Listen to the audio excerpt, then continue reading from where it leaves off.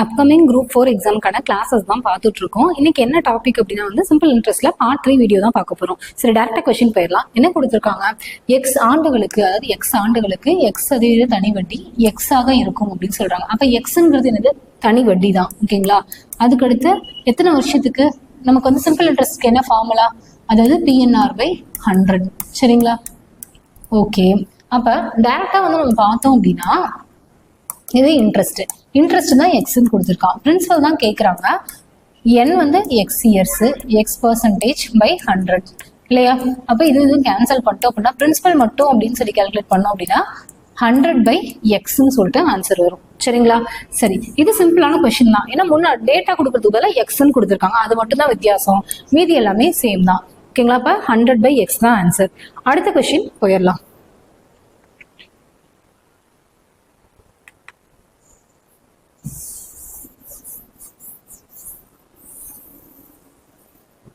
சரி, 6000 4 ஆண்டுகளில் 8000 ஆகும். ஓகேங்களா?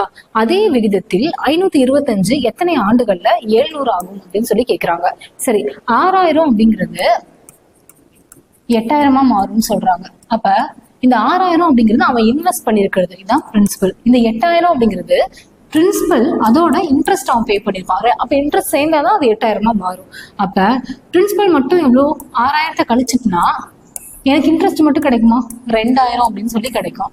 சரி, அப்போ எத்தனை வருஷத்துல மாறுது? 4 வருஷத்துல மாறுது. அப்ப 4 வருஷத்துக்கு 2000. அப்போ ஒரு வருஷத்துக்கு அப்படின்னு சொல்லி பார்த்தோம் அப்படின்னா 500. எவ்வளோ? 6000 இன்ட்டு 1 இயருக்கு.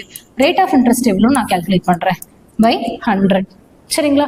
அப்ப இது ரெண்டையும் கேன்சல் பண்ணிடலாம். கேன்சல் பண்ணிட்டு இந்த ஒரு ஜீரோக்கு ஒரு ஜீரோ கேன்சல் பண்ணிடலாம். இப்போ 3 இங்க 2 5. அப்ப ரேட் ஆஃப் இன்ட்ரெஸ்ட் அப்படின்னு சொல்லி பார்த்தோம்னா 25/3%. சரிங்களா?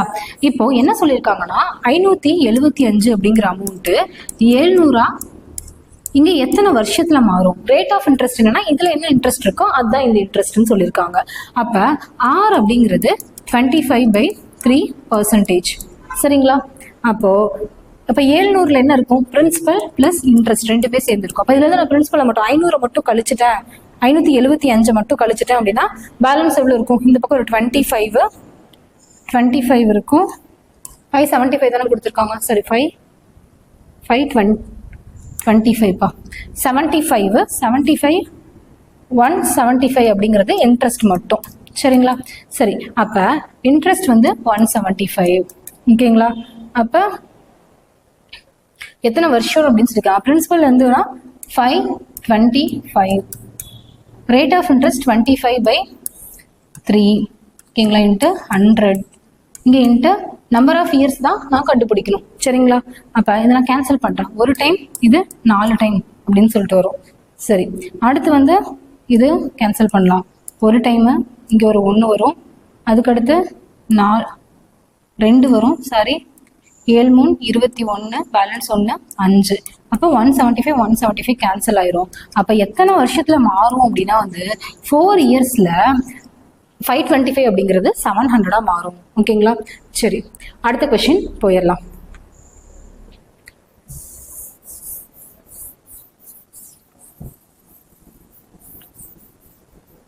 சரி, என்ன கொடுத்துருக்காங்க? 6200 என்பது தனி வட்டியில் 4 ஆண்டுகளில் 6200 என்பது தனி வட்டியில் 4 ஆண்டுகளில் 9176 ஆகும். தனி வட்டி விகிதம் எவ்வளவு அப்படின்னா 3% அதிகரிச்சா எவ்வளோன்னு கொடுத்துட்டா, அதிகரிச்சா அது எவ்வளவா இருக்கும் அப்படின்னு சொல்லி கேட்குறாங்க. சரிங்களா? சரி, அப்போ 6000 அப்படிங்கிறது 9176 மாறும். அப்போ இதுல என்ன இருக்கு? பிரின்சிபலும் இருக்கு, இன்ட்ரெஸ்டும் இருக்கு. இதுல நான் பிரின்சிபலை மட்டும் கழிக்கிறேன். கழிச்சுட்டேன் அப்படின்னா 6 7 இங்க 8 வரும், 11 9 2. ஓகேங்களா? 2976 அப்படிங்கிறது என்னது? இன்ட்ரெஸ்ட் மட்டும். ஓகேங்களா? 2976. ஓகேங்களா? அப்போ 6200 எவ்வளோ number of years? 4 number of years into rate of interest தான் கண்டுபிடிக்கணும். ஓகேங்களா? கண்டுபிடிச்சிட்டு 3% அதிகரிச்சுன்னா இன்னும் எக்ஸ்ட்ரா அமௌண்ட் எவ்வளோ கிடைக்கும் தான் நான் கால்குலேட் பண்ணணும். அப்போ இது ரெண்டையும் கேன்சல் பண்ணிடலாம். இப்போ 4ஆல் கேன்சல் பண்ணலாமா? 7 28, 7 28, பேலன்ஸ் 1, 4 4 16, பேலன்ஸ் 1, 4 4 16. ஓகேங்களா?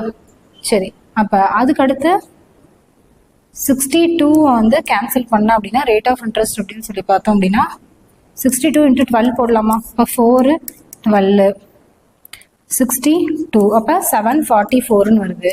அப்போ 12 டைம்ஸ். அப்போ ரேட் ஆஃப் இன்ட்ரெஸ்ட் அப்படின்னு சொல்லி பார்த்தோன்னா 12% அப்படின்னு சொல்லி கிடைச்சிருக்கு. சரி, இந்த ரேட் ஆஃப் இன்ட்ரெஸ்ட்ல எனக்கு கிடைக்கக்கூடிய தொகை தான் 9176 அப்படிங்கிறது.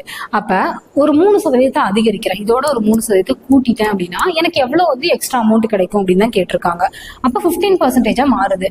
அப்ப 6200 அப்படிங்கிறது 15%க்கு எவ்வளோ? அதே 4 இயர்ஸ் தான். 4 இயர்ஸ் பை 100. அப்ப கேன்சல் பண்ணலாமா? கேன்சல் பண்ணலாம். இப்போ 62 × 60. ஓகே, அப்போ 12 1 36 37 0. இன்ட்ரெஸ்ட் மட்டும் எவ்வளோ அப்படின்னா 3720. இதோட பிரின்சிபல் ஆட் பண்ணிட்டேன் அப்படின்னா 6200 ஆட் பண்ணிட்டேன் அப்படின்னா 299. ஓகேங்களா? இப்போ 9920 அப்படிங்கிற அமௌண்ட் தான் எக்ஸ்ட்ரா எனக்கு கிடைக்கும். அதான் கேட்டிருக்காங்க. சரி, அடுத்த கேள்வி போயிடலாம்.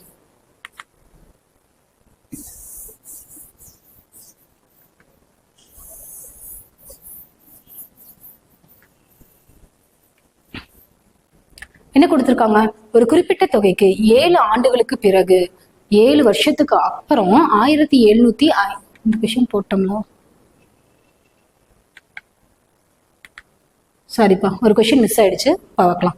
சரி, 500க்கு ஆண்டுக்கு 6.25 என்ற தனிவட்டி விகிதத்தில் 4 ஆண்டுகளுக்கு வழங்கப்படும் தனி வட்டி 400க்கு ஆண்டுக்கு 5% என்ற தனி வட்டி விகிதத்தில் ஒரு குறிப்பிட்ட காலத்திற்கு வழங்கப்படும் தனி வட்டி விகிதத்திற்கு சமம். கால அளவு காண்க அப்படின்னு சொல்லி கேட்குறாங்க. சரி, கொஸ்டின் பெருசா இருக்கிறதுனால பயப்பட தேவையில்லை. என்ன கொடுத்துருக்காங்க அப்படின்னா அமௌண்ட் வந்து 500 ரூபாய். ஓகேங்களா? எத்தனை ரேட் ஆஃப் இன்ட்ரெஸ்ட்? 6.25%. ஓகேங்களா? எத்தனை வருஷத்துக்கு? 4 வருஷத்துக்கு வழங்கப்படும் கிடைக்கக்கூடிய தனி வட்டி அப்படிங்கிறது 400 ரூபாய்க்கு 5% தனி வட்டி விகிதத்துல ஒரு குறிப்பிட்ட காலத்திற்கு வழங்கப்படும் தனி வட்டி விகிதத்திற்கு. அப்ப இந்த சிம்பிள் இன்ட்ரெஸ்டும் இந்த இன்ட்ரெஸ்டும் சேம்னு சொல்லிட்டாங்க. ஓகேங்களா? அப்ப ரெண்டையும் நான் ஈக்குவேட் பண்ணிக்கலாமா? ஈக்குவேட் பண்ணிக்கலாம். அப்ப எனக்கு என்ன மட்டும் தெரியாது? நம்பர் ஆஃப் இயர்ஸ் மட்டும் தெரியாது. அப்ப இது கேன்சல் பண்ணலாமா? சரி, 2 0க்கு இந்த 2 0 கேன்சல். இப்போ இது கேன்சல் ஆயிரும். இந்த 4க்கு இந்த 4 கேன்சல் ஆயிரும். இப்போ n = 6.25 இயர்ஸ் அப்படின்னு சொல்லிட்டு கிடைக்கும். சரி, நமக்கு ஆன்சர் என்ன கொடுத்துருக்காங்க? ஃப்ராக்ஷன்ல கொடுத்துருக்காங்க. 0.25 நான் என்ன எழுதலாம்? 6 1/4 இயர்ஸ்ன்னு எழுதலாமா? எழுதலாம்.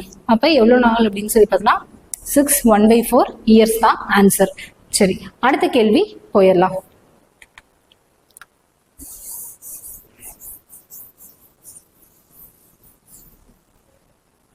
ஒரு குறிப்பிட்ட தொகைக்கு 7 ஆண்டுகளுக்கு பிறகு 1750 தனி வட்டி கிடைக்கிறது. வட்டி 2% அதிகமாக இருந்திருந்தால் எவ்வளவு அதிக வட்டி கிடைத்திருக்கும் அப்படின்னு கேக்குறாங்க. ஒரு குறிப்பிட்ட தொகை எவ்வளவு அப்படின்னும் அவன் கொடுக்கல. 7 வருஷத்துக்கு அப்படின்னு சொல்லி கொடுத்துட்டான். அப்படி பண்ணும்போது அவங்களுக்கு எவ்வளவு கொடுக்குது? 1750 அப்படின்னு சொல்லி கொடுத்துருக்காங்க. ரேட் ஆஃப் இன்ட்ரெஸ்டும் அவன் கொடுக்கல. இந்த இன்ட்ரெஸ்ட்டை விட ஒரு 2% அதிகரிச்சா எவ்வளவு வந்து எனக்கு அதிக வட்டி கிடைக்கும் அப்படின்னு சொல்றாங்க. இப்போ ஒரு அன்னோன்னா ஒரே ஒரு ஈக்குவேஷன் தான் எனக்கு தெரியும், PNR/100 கண்டுபிடிச்சிடலாம். எனக்கு பிரின்சிபலும் தெரியாது, ரேட் ஆஃப் இன்ட்ரெஸ்டும் தெரியாது. அப்ப இது கண்டுபிடிக்க முடியாது. ஆன்சர் வந்து என்னன்னா cannot be determined. cannot be determined. சரி சரி, கொஞ்சம் இங்கிலீஷ்ல தான் இருக்கு. 5 times of itself. 1.5 times வரும். 1.5 times of itself. The amount same principal is 5 in 5 years will be 6000 என்பது 4 ஆண்டுகளில் குறிப்பிட்ட தனி வட்டி விகிதத்தில் 7200 மாறுகிறது. விகிதம் அதன் 1. சரி, இதை அடிச்சிடலாம். இங்கிலீஷ் எக்ஸ்ட்ரா வந்திருக்கு. சரி, 6000 அப்படிங்கிறது 4 வருஷத்துல ஒரு குறிப்பிட்ட தனி வட்டி விகிதத்தில் 7200 மாறுதுன்னு சொல்றாங்க. விகிதம் அதன் 1.5 மடங்காக மாறினால் எனக்கு கிடைக்கக்கூடிய ரேட் ஆஃப் இன்ட்ரெஸ்ட் எக்ஸ்ட்ரா ஒரு 1.5 வந்து அதிகமா மாறினா 5 ஆண்டுகள்ல அப்ப வருஷம் மாறுது. அதே அசல் தொகையோட அளவு என்ன அப்படின்னு சொல்லி கேக்குறாங்க. சரி, அதாவது கிடைக்கக்கூடிய தொகை எவ்வளவோ மாறுதுன்னு தான் கேக்குறாங்க.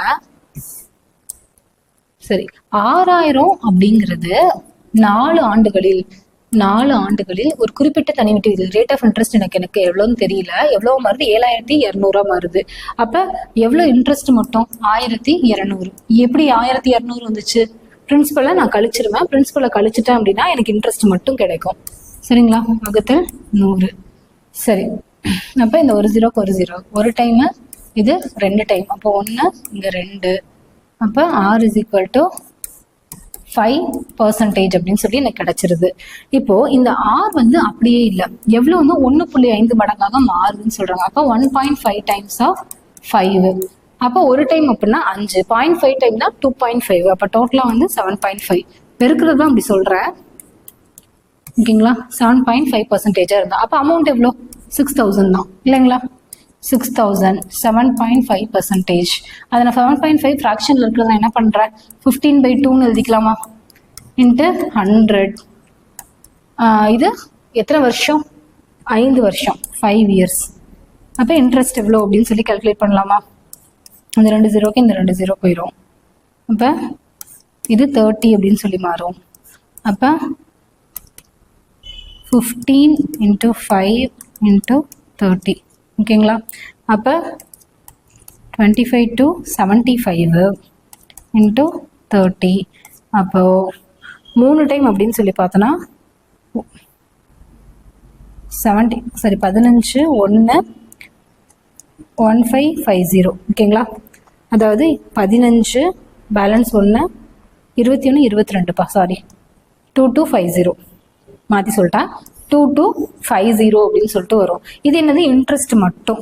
அவன் என்ன சொல்லியிருக்கான்? அசல் தொகையோட அளவு அப்படின்னு சொல்லி கேட்டிருக்கான். அதாவது அசலோட மொத்த தொகையை தான் அப்படி சொல்லியிருக்காங்க. இப்போ மொத்தமா வந்து அவருக்கு எவ்வளவு கிடைக்கும் அப்படின்னா 6000தோட ஒரு 2250 சேர்ந்துச்சு அப்படின்னா அவருக்கு 8250 ரூபாய் கிடைக்கும். சரிங்களா? 8250 ரூபாய் கிடைக்கும். அந்த ஆன்சர். சரி, அடுத்த கொஸ்டின் போயிடலாங்களா?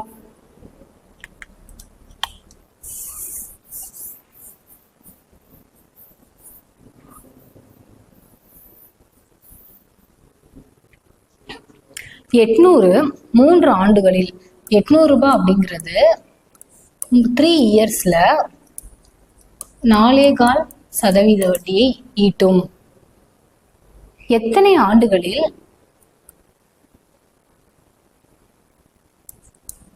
150 ரூபாய் 8% அதே வட்டியை ஈட்டும்? ஓகே, அதாவது இங்க இதுல இருந்து எனக்கு கிடைக்கக்கூடிய இன்ட்ரெஸ்டும் இதுல இருந்து கிடைக்கக்கூடிய இன்ட்ரெஸ்டும் சேம்ங்கிறத சொல்றாங்க. இங்க n மட்டும் அவன் கொடுக்கல. அப்ப 2 ஈக்குவேட் பண்ணி நான் கால்குலேட் பண்ணிடலாமா? அப்ப 800 3 4 1/2னா 9/2 எழுதிக்கலாமா? மிக்ஸ்டு ஃப்ராக்ஷனா மாத்தினா இன்ட்டு 100. இதுவும் 150. எனக்கு நம்பர் ஆஃப் இயர்ஸ் தெரியாது. ரேட் ஆஃப் இன்ட்ரெஸ்ட் 8/100 அப்படின்னு சொல்லி கிடைக்கும். சரிங்களா? இப்போ கேன்சல் பண்ணலாமா? ஒரு டைம், இது ஒரு டைம், இது 1 400. இப்போ 8 அப்படின்னா வந்து 50. அதுக்கடுத்து ஒரு டைமு, இது 3 டைம், 1 இங்கே 3. அப்போ n is equal to 9 இயர்ஸில் அவங்க 2 வட்டியும் வந்து சேமாக இருக்கும். 9 வருஷத்தில் 2 வட்டியும் சேமாக இருக்கும். சரிங்களா? சரி, அடுத்த கொஸ்டின் போயிடலாம்.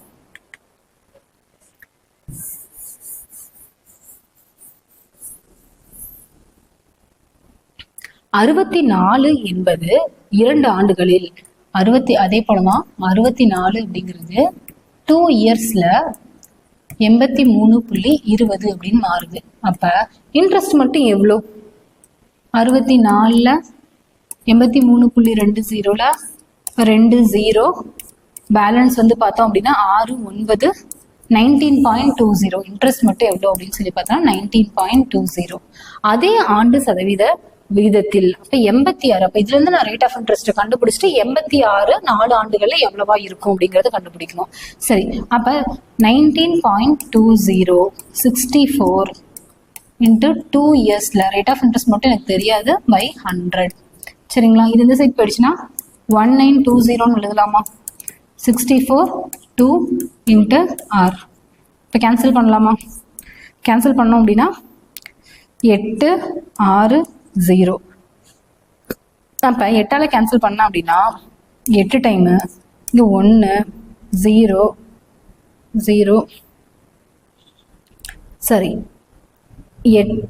9 டைம் வரும்பா. சரி 9 6 9 டைமு பேலன்ஸ் 1 6 0. சரி இப்போ கரெக்டாக இருக்குது.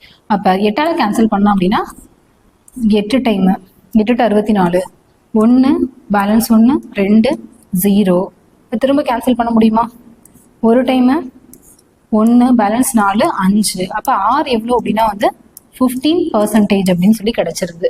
இப்போ எனக்கு கிடைச்சிருக்கக்கூடிய அமௌண்ட் வந்து 86 அப்படிங்கிறது 15%ல வட்டியில் எவ்வளோ 4 வருஷத்துக்கு எவ்வளோ மாறும் அப்படின்னு சொல்லி கேட்டிருக்காங்க. அப்போ இது என்ன வந்து 60. அப்போ 86 × 60 / 100. 0க்கு 0 கேன்சல் பண்ணிடலாம். அப்போ கேன்சல் பண்ண இதாக வரும். அதனால நம்ம இப்படியே போட்டுக்கலாம். 36 3 48 51. இப்போ 51.6 ரூபாய் தான் 86 ரூபாய்க்கு 4 வருஷத்துல கிடைக்கக்கூடிய வட்டி.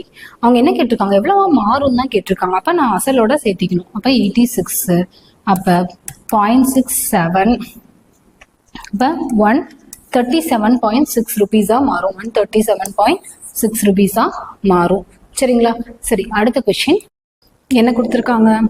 ஒரு குறிப்பிட்ட தொகைக்கு 5% வருடாந்திர தனி வட்டி விகிதத்தில் எவ்வளவு தொகைன்னு தெரியல, பிரின்சிபல் எனக்கு தெரியாது.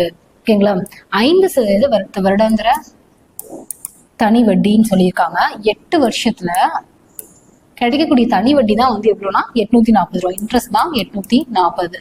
அப்ப இதுல நமக்கு என்ன மட்டும் தெரியாது, பிரின்சிபல் மட்டும் தெரியாது, கண்டுபிடிச்சிடலாம். அப்ப 5 ஆண்டுகளுக்கு பிறகு 5 வருஷத்துக்கு பிறகு அதே தொகைக்கு அதே அளவு வட்டியை எந்த வட்டி விகிதத்தில் பெற முடியும்? அதே தொகைக்கு அப்படின்னு சொல்றாங்க. அப்ப இதுல இருந்து நான் இன்ட்ரெஸ்ட் கண்டுபிடிச்சிடலாம். சரி, பிரின்சிபலை கண்டுபிடிச்சிடலாமா? அப்ப 840 பிரின்சிபல் எனக்கு தெரியாது, 5 8/100. சரிங்களா? அப்ப கேன்சல் பண்ண அப்படின்னா ஒரு டைம் 5 டைம் அப்படிங்கிற மாதிரி வரும். அப்ப திரும்ப கேன்சல் பண்ண அப்படின்னா 2 1. அப்ப 2100 தான் பிரின்சிபல். சரி, பிரின்சிபல் வந்து 2100 கண்டுபிடிச்சிட்டேன். இதே தொகையில 5 வருஷத்துக்கு, ஓகேங்களா, 5 வருஷத்துக்கு ரேட் ஆஃப் இன்ட்ரெஸ்ட் எவ்வளோ அப்படின்னு சொல்லி பார்த்தோம் அப்படின்னா அதான் கேட்குறாங்க. அதே அளவு வட்டின்னு சொல்லிட்டாங்க. அப்போ வட்டி எவ்வளோ? 840 தான். ஓகேங்களா?